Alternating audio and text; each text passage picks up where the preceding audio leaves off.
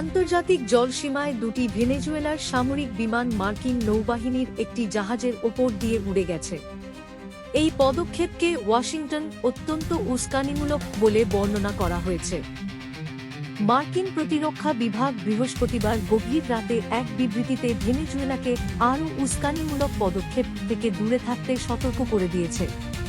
Pentagon এক্সপোস্টে জানিয়েছে, আজ Maduro সরকারের দুটি সামরিক বিমান আন্তর্জাতিক জলসীমায় একটি মার্কিন নৌবাহিনীর জাহাজের কাছে দিয়ে উড়ে গেছে।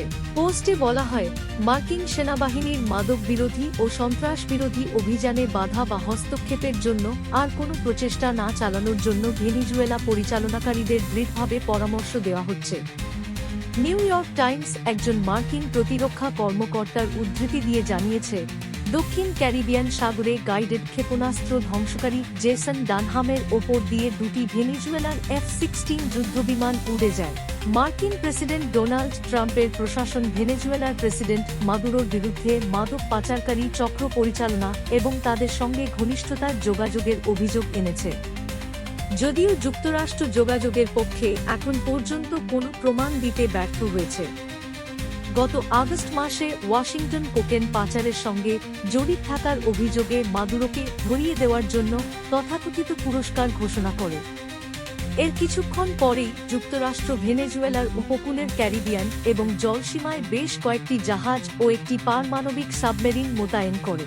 দক্ষিণ ক্যারিবীয় অঞ্চলে মার্কিন নৌবাহিনী মোতায়েনের বিষয়ে কয়েক সপ্তাহ ধরেই মাদুরো উদ্বেগ প্রকাশ করে আসছেন। তিনি বলেছেন, আমেরিকা সামরিক হুমকির মাধ্যমে শাসন ব্যবস্থা পরিবর্তন চাইছে।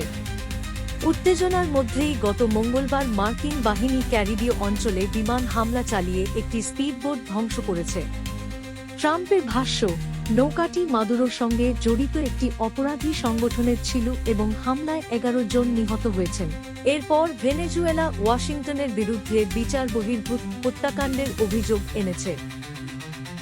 আইন বিশেষজ্ঞরাও এই হামলার বৈধতা নিয়ে প্রশ্ন তুলেছেন, কারণ ট্রাম্প প্রশাসন এমন কোনো প্রমাণ দেয়নি যে জাহাজে থাকা ব্যক্তিদের কাছ থেকে আসন্ন হুমকি ছিল। এমনকি নৌকায় থাকা ব্যক্তিরা সশস্ত্র ছিল কিনা তাও জানা যায়নি।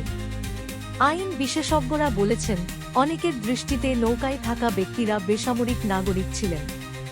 এই আক্রমণকে মার্কিন বাহিনীর বিচার বহির্ভূত হত্যাকাণ্ড হিসেবে দেখা হবে।